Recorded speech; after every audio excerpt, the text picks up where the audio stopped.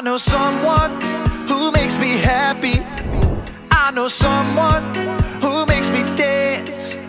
He's the reason my feet are moving. He's the reason I'm gonna lift my hands and clap, clap to the sound. Selamat hari Minggu teman-teman. Berjumpa lagi dengan saya Kanaka. Hari ini kita akan beribadah. Mari kita berdoa. Tuhan Yesus, sebentar lagi kami akan beribadah. Kau yang melindungi kami sepanjang kami beribadah. Amin. Teman-teman, apapun yang terjadi, kita harus tetap percaya pada Tuhan. Mari kita nyanyikan lagu Hatiku Percaya.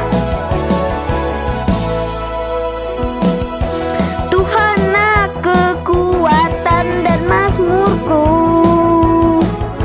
Dia gunung batu dan keselamatanku.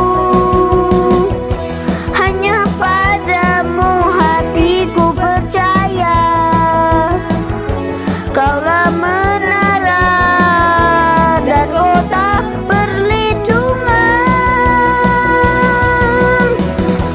Ku mau selalu bersyukur sebab cintamu padaku takkan pernah berubah.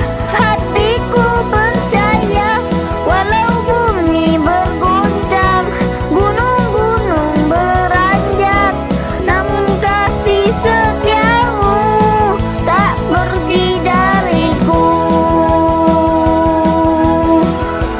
Mari kita nyanyikan sekali lagi.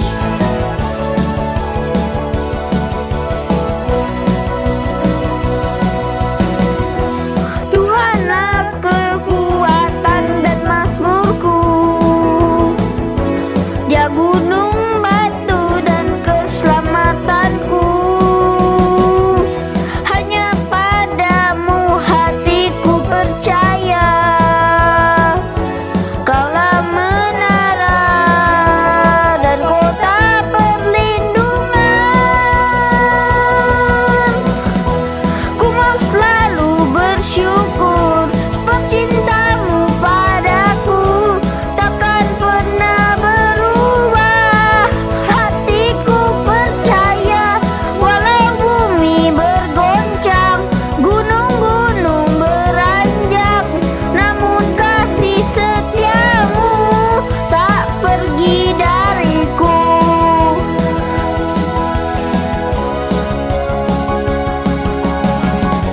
Ku mau selalu bersyukur sebab cintamu padaku takkan pernah berubah. Hatiku percaya walau bumi bergoncang, gunung-gunung beranjak, namun kasih setiamu tak pergi dariku. Kasih setiamu tak pergi dariku. Kasih setiamu tak pergi dariku.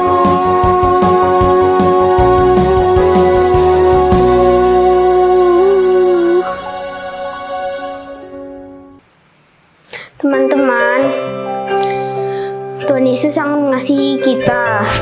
Apakah teman-teman mau mengasihi Tuhan Yesus apapun yang terjadi? Sebelum mendengarkan firman Tuhan, mari kita menyanyikan lagu Ku Mau Cintai Yesus Selamanya.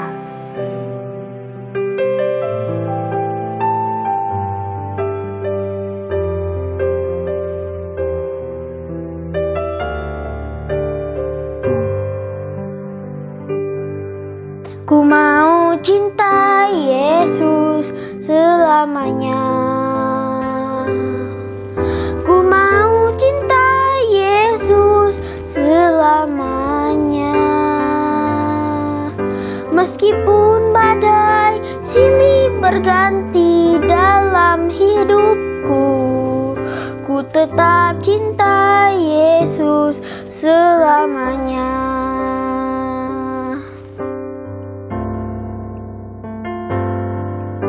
Ku mau cinta Yesus selamanya. Ku mau cinta Yesus selamanya. Meskipun badai silih berganti dalam hidupku, ku tetap cinta Yesus selamanya. Ya Aba, Bapa, ini aku anakmu, layakkanlah seluruh hidupku.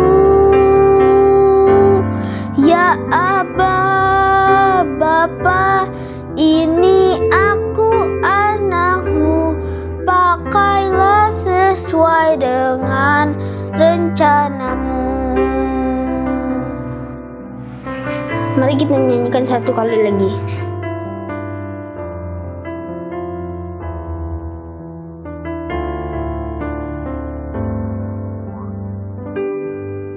Ku mau cinta Yesus selamanya. Ku mau cinta Yesus selamanya. Meskipun badai silih berganti dalam hidupku, ku tetap cinta Yesus selamanya. Ya Aba, Bapa, ini aku anakmu, layakkanlah seluruh hidupku. Ya Aba, Bapa, ini aku anakmu, pakailah sesuai dengan rencanamu. Ya Aba, Bapa, ini aku anakmu, layakkanlah seluruh hidupku.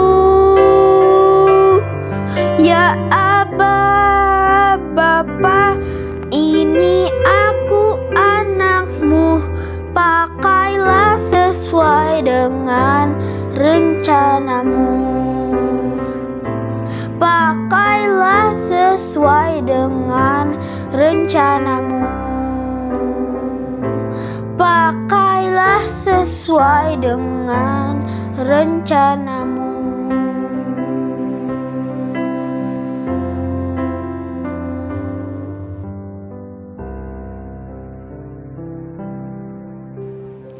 Halo Cikids kelas besar, hari ini minggu kedua di bulan Maret. Bersama dengan Lausevero, kita akan mendengarkan cerita firman Tuhan. Nah sebelumnya yuk kita berdoa, semua siapkan hati untuk mendengarkan cerita firman Tuhan. Tuhan, terima kasih hari ini kami boleh beribadah lagi. Tuhan, kami berdoa untuk Lausevero yang akan menceritakan tentang firman Tuhan. Tuhan berkati dan juga setiap kami, setiap anak-anak yang akan mendengarkan. Supaya boleh mendengar dengan baik walaupun masih secara online. Dan juga dapat melakukan firman Tuhan. Demi nama Tuhan Yesus kami berdoa. Anak-anak katakan amin. Hari ini pesan yang ingin Lausevero sampaikan kepada kalian dan Lausevero ingin kalian selalu ingat bahkan nanti setelah kalian tumbuh dewasa ya. Pesannya adalah aku mau percaya kepada Tuhan walaupun dalam keadaan susah. Mudah kan? Satu kalimat saja ya. Bisa kalian? Yuk ulangi bersama dengan Lausevero ya. Aku mau percaya kepada Tuhan walaupun dalam keadaan susah. Ya, hari ini kita mau belajar bersama-sama dari salah satu heroes of faith ya. salah satu pahlawan iman yang ada di dalam Alkitab. Siapakah dia? Namanya adalah Ayub. Dari Ayub 1 ayat 1 sampai 22.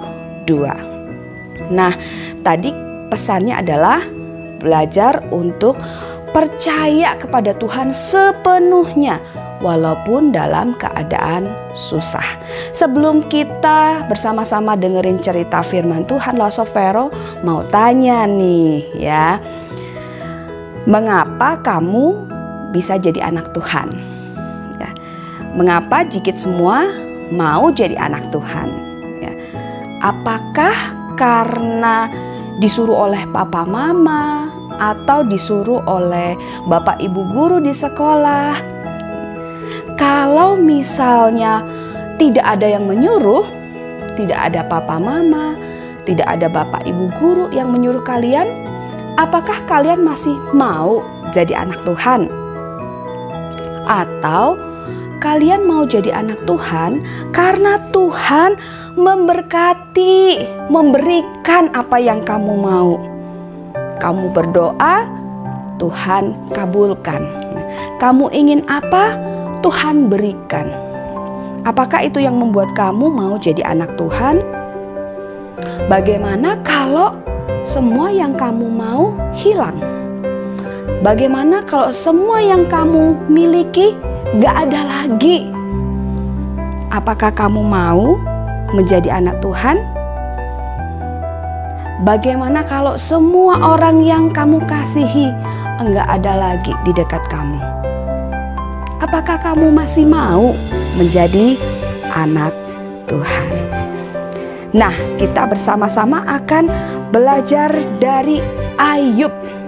Ayub yang tetap percaya kepada Tuhan sepenuhnya walaupun dia dalam keadaan susah, dalam keadaan sedih, dalam keadaan menderita. Nah, siapakah Ayub menurut Alkitab? Ya, Alkitab mencatat bahwa Ayub adalah seorang laki-laki yang berasal dari tanah Uz, yaitu daerah tempat dia berasal. Lalu apalagi yang Alkitab catat? Ya, misalnya ini Ayub ya. Ayub disebut sebagai orang yang saleh. Apa itu saleh? Orang yang saleh adalah orang yang percaya kepada Tuhan.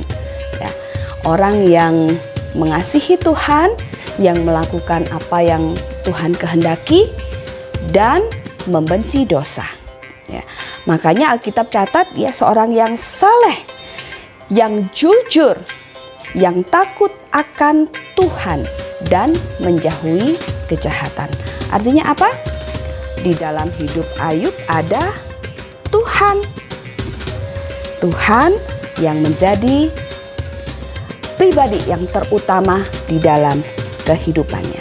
Lalu apalagi yang Alkitab catat? Selain dicatat bahwa Ayub adalah seorang yang saleh, ya, Ayub juga dicatat sebagai orang yang sangat kaya. Ya. Dia memiliki banyak hal yang berharga sehingga dia disebut sebagai orang yang paling kaya di daerah timur. Ya. Di antara orang-orang di timur tuh dia yang paling kaya. Apa yang dia miliki? Ya, dia punya 7.000 ekor kambing domba. Wah, luar biasa ya. Waktu itu kekayaan itu diukur dengan dia memiliki banyak ternak. Ya, ini adalah ternak kambing domba yang kalau dijual itu harganya mahal. Ya, bisa dijual. Ya, dia punya nggak main-main 7.000 ekor kambing domba. Kelihatan ya, 7.000 ekor kambing domba. Lalu apalagi 3.000 ekor unta. Ya, unta itu juga penting ya. Unta itu penting untuk menjadi alat transportasi.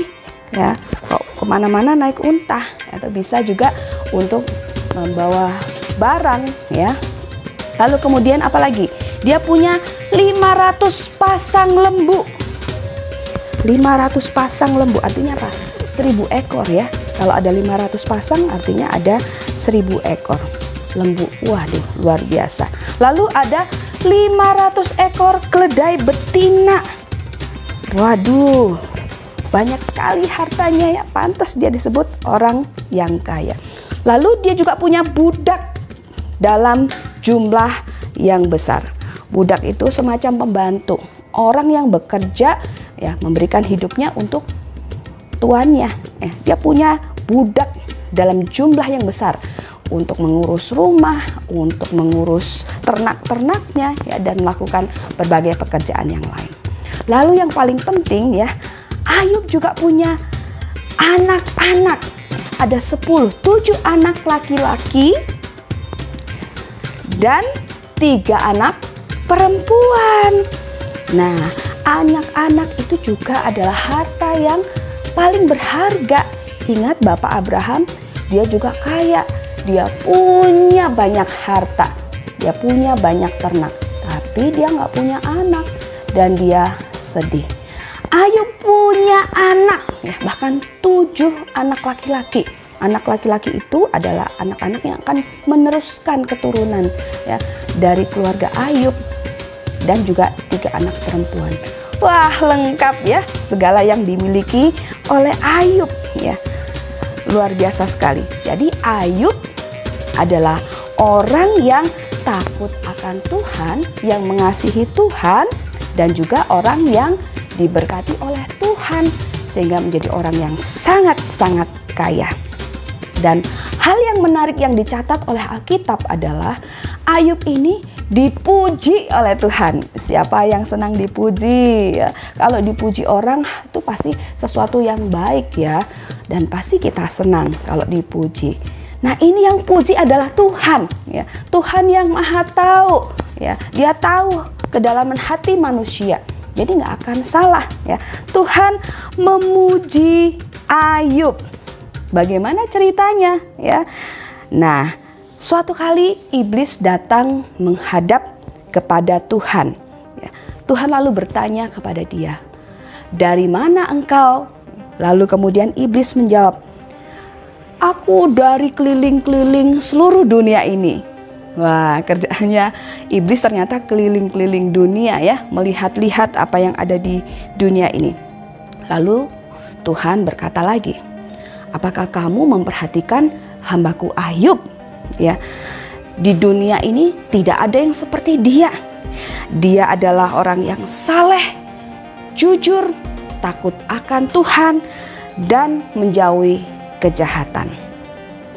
Iblis menjawab lagi, "Ya betul ya, dia jadi orang yang saleh karena Tuhan selalu menjaga dia, menjaga miliknya, memberkati dia sehingga dia punya banyak harta dan menjadi orang yang paling kaya." Coba kalau semua yang Ayub miliki diambil, apakah Ayub masih akan percaya pada Tuhan? Apakah Ayub masih akan menjadi orang yang saleh? Wah, iblis ini menantang Tuhan ya. Jadi siapa yang menginginkan supaya Ayub mengalami kesusahan, supaya Ayub mengalami kehilangan harta dan kekayaannya? Ya, itu adalah inisiatif iblis. Kalau Tuhan memberkati, Tuhan menjaga ya. Tetapi iblis mencobai ya, dia mendatangkan hal-hal yang buruk kepada manusia. Nah, lalu apa jawaban Tuhan ya? Tuhan ditantang untuk membuktikan apakah Ayub benar-benar menjadi orang yang saleh, yang menyembah Tuhan karena Tuhan berkati, mempunyai harta yang banyak ya. Tuhan Maha tahu, Dia tahu hambanya Ayub ya. Dia tahu Ayub mengasihi Tuhan. Maka Tuhan mengizinkan ya. Tuhan mengizinkan iblis untuk mengambil segala sesuatu yang dia miliki. Tetapi Allah berkata, "Kamu boleh ambil semuanya. Kamu boleh lakukan, boleh kuasai semua yang dia miliki. Tetapi ingat ya, jangan ambil nyawanya." jangan bunuh Ayub. Ya. Artinya apa? Walaupun Tuhan izinkan Ayub mengalami kesusahan, kehilangan, tetapi semua masih ada dalam kendali Tuhan. Tuhan masih pegang kendali. Ya. Tuhan melindungi nyawa Ayub. Dan sejak saat itu penderitaan demi penderitaan datang kepada Ayub. Bukan satu persatu, tapi sekaligus beruntun. Ya, apa yang terjadi? Alkitab catat orang Sheba datang merampas lembu sapi dan penjaga-penjaganya dibunuh. Ya, lembu sapinya gak ada lagi ya, diambil. Lalu kemudian belum selesai bicara, lalu ada lagi orang yang datang. Dikatakan api menyambar dari langit, membakar habis kambing domba dan penjaga-penjaganya. Aduh, dia kehilangan lagi ya kambing domba ya, dan seluruh penjaganya. Lalu kemudian dikatakan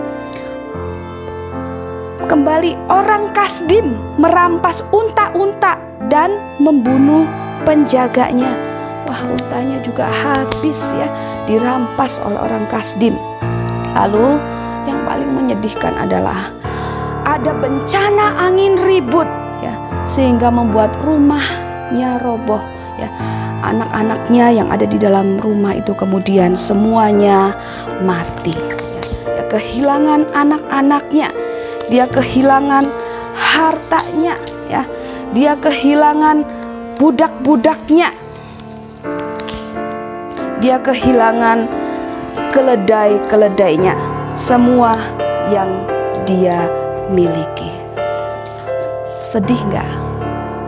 Semua yang berharga di dalam hidupnya, apalagi anak-anaknya ya, semuanya hilang dalam sekejap ya. Kalau Losovero akan sedih sekali ya. Loso percaya kalian juga akan sangat sedih ya. Bagaimana sikap Ayub setelah mengalami kehilangan yang begitu luar biasa ya. Dikatakan di dalam ayat 20 ya, dia berdiri, dia mengoyak juga jubahnya ya, dia mencukur kepalanya ya. Semuanya itu menunjukkan tanda dia sedang berduka ya. Pada waktu itu orang kalau koyak jubah, cukur kepala itu artinya dia sedang berduka ya. Tapi walaupun dalam keadaan sedih ya, dalam keadaan duka ya, dia sujud ya, dan menyembah kepada Tuhan. Banyak orang kalau lagi sedih, lagi susah, apalagi kehilangan, marah sama Tuhan, malah jauh dari Tuhan. Tetapi Ayub tidak ya. Ayub tetap percaya kepada Tuhan. Walaupun dia kehilangan semuanya ya, tapi dia tetap percaya kepada Tuhan. Di ayat 21a dia berkata, dengan telanjang aku keluar dari kandungan ibuku, dengan telanjang juga aku akan kembali ke dalamnya. Artinya apa? Dia tahu bahwa dia datang lahir ke dalam dunia ini, dan ketika mati nanti pun dia nggak punya apa-apa ya. Yang memiliki segala sesuatu ya, itu Tuhan ya. Karena Tuhan yang menciptakan segalanya ya. Kalau Ayub bisa punya kekayaan itu karena berkat Tuhan ya. Sehingga Tuhanlah yang berhak ya atas segala harta miliknya. Jadi kalau harta itu semuanya nggak ada ya, dia nggak marah sama Tuhan ya. Tuhan tetap ada di tempat yang nomor satu, yang utama di dalam hatinya. Artinya apa? Ayub lebih mengasihi Tuhan dibanding yang lainnya. Tuhan lebih dikasihi oleh Ayub ya, dibanding yang lainnya. Bukan berarti yang lainnya tidak penting, bukan. Tetapi Tuhan lebih utama, Tuhan lebih penting. Sehingga ketika dia kehilangan segala sesuatu ya, nggak apa-apa, dia enggak marah-marah. Itu yang namanya percaya sepenuhnya. Lalu selanjutnya dikatakan Tuhan yang memberi, Tuhan yang mengambil, terpujilah nama Tuhan. Ya, luar biasa ya, walaupun susah ya, kehilangan segala sesuatu, dia masih berkata terpujilah nama Tuhan. Dia masih bisa memuji Tuhan. Ya. Di ayat yang ke-22 ya, di situ ditulis dia tidak berbuat dosa, dia tidak menuduh Allah melakukan kejahatan kepadanya. Ya. Dia percaya bahwa apa yang Tuhan lakukan, ya, Tuhan izinkan ya kehilangan semuanya. Dia percaya bahwa Tuhan itu bukan melakukan hal yang jahat. Ya. Dia percaya Tuhan punya rencana yang baik. Tuhan punya kehendak yang baik. Ya. Kalau Tuhan yang sudah memberkati dia, ya, kalau Tuhan yang sudah begitu baik kepadanya, ya, bahkan Tuhan itu adalah Tuhan yang memberikan nyawanya di atas kayu salib, untuk mengampuni, untuk menyelamatkan manusia. Masakan Tuhan melakukan hal yang jahat untuk manusia? Ya, gak mungkin ya. Tuhan baik, Tuhan selalu baik, rencananya baik ya. Makanya dalam Alkitab dikatakan rencanaku bukan rencanamu ya. Tuhan itu merencanakan masa depan yang penuh harapan, yang penuh damai sejahtera, bukan kecelakaan ya. Dan Tuhan selalu ada ya bersama dengan orang-orang yang selalu berharap kepadanya ya. Ketika Tuhan ada di dalam hati kita, di dalam hidup kita ya, yang menjadi yang terutama, yang lain-lain itu tidak mempengaruhi kehidupan kita ya. Sebab yang paling penting kita punya Tuhan. Ada Tuhan, yang lain boleh nggak ada ya, asal Tuhan ada. Sebab apa? Tuhan sang pemberi berkat. Berkat bisa hilang ya, tetapi Tuhan sang pemberi berkat itu ya bisa untuk memberkati lagi ya. Sama seperti Ayub ya. Nanti kalau dibaca di dalam kitab Ayub lagi ya, sangat menarik ya. Masih banyak penderitaan yang lain ya selain kehilangan-kehilangan ini ya. Tetapi di situ nanti Allah akan memulihkan lagi kehidupan Ayub ya. Ayub mendapatkan kembali hartanya, anak-anaknya ya. Dan bahkan Ayub makin mengenal Tuhan. Jadi apakah iblis menang? Enggak ya, iblis kalah, iblis salah ya. Ayub bukan percaya kepada Tuhan atau menjadi saleh karena harta, bukan ya. Ayub menjadi orang yang saleh atau menjadi anak Tuhan karena dia mengasihi Tuhan dan karena dia percaya bahwa apa yang Tuhan lakukan itu baik. Nah, kids, apa yang kalian pelajari dari Ayub ya?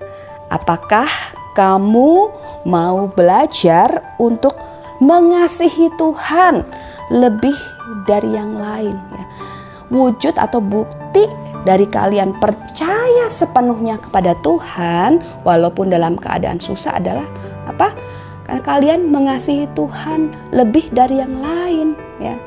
Setiap orang di dunia ini pasti akan mengalami kesusahan, pasti akan mengalami yang namanya kehilangan-kehilangan.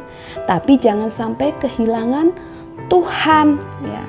Tuhan selalu menjadi di tempat yang pertama, yang utama. Sehingga kalau yang lainnya hilang, kita nggak akan marah sama Tuhan, nggak akan ngomel-ngomel. Kalau di Alkitab itu mengutuki Tuhan ya, nggak boleh seperti itu. Kalau kita begitu, kita akan kehilangan Tuhan ya. Ketika kita mengasihi Tuhan ya, dan menjadikan Tuhan yang paling utama, gimana? Artinya apa? Misalnya nih, kalau lagi ibadah, ya, apakah hal-hal yang lain bisa mengganggu fokus kamu?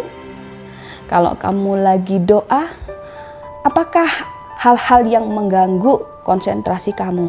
sehingga tidak bisa beribadah dengan baik, tidak bisa membaca Alkitab dengan baik, tidak bisa mendengarkan cerita firman Tuhan dengan baik, tidak bisa berdoa dengan baik. Kalau masih ada banyak hal yang mengganggu konsentrasi, yang membuat kalian tidak cari Tuhan, itulah yang lebih kalian kasihi daripada Tuhan. Ya. Yuk belajar untuk mengasihi Tuhan lebih daripada yang lain. Lalu yang kedua, tetap percaya bahwa semua yang Tuhan lakukan itu baik. Ya, kita tidak ada yang tahu. Mungkin suatu saat nanti ya Tuhan izinkan kalian mengalami satu kehilangan atau satu kesusahan. Lalu saya tidak mendoakan kalian susah, bukan ya. Tapi ingat tadi, semua orang pasti mengalami kesusahan. Anak-anak Tuhan juga bisa mengalami kesusahan. Tuhan Yesus saja juga mengalami kesusahan ya.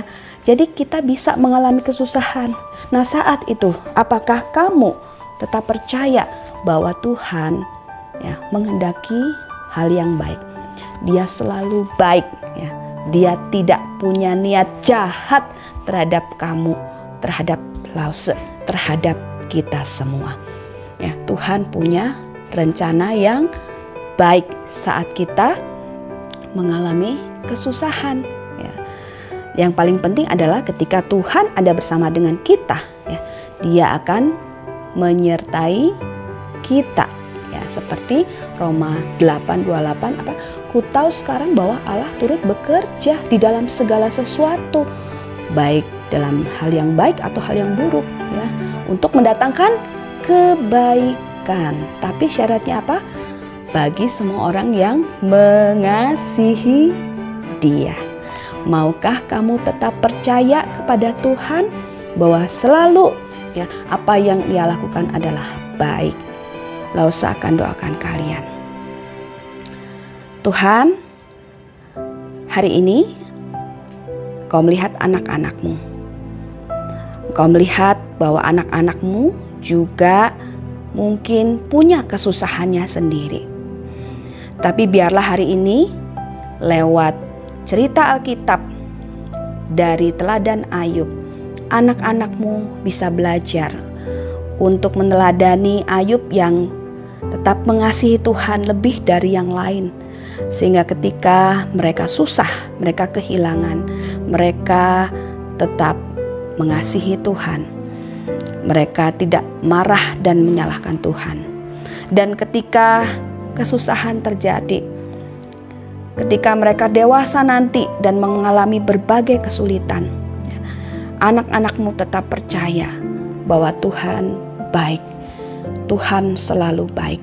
Tuhan tidak pernah merencanakan yang jahat. Terima kasih untuk firman-Mu. Kami berdoa demi nama Tuhan Yesus, Juru Selamat kami yang hidup. Anak-anak katakan amin. Ayat hafalan kita hari ini diambil dari Ayub 1 ayat 21b. Tadi ya, mudah ya. Tuhan yang memberi, Tuhan yang mengambil, terpujilah nama Tuhan. Demikian cerita firman Tuhan hari ini. Lause Vero ingatkan bahwa hari ini kita akan ada Zumpa ya. Setelah ibadah ini jam 9.45 sudah dibuka. Yuk ketemu dengan Lause Vero, dengan Lause-Lause yang lain dan juga dengan teman-teman ya. Hadir ya, bersama-sama kita mau bersekutu. Sampai ketemu Zumpa nanti. Tuhan Yesus memberkati.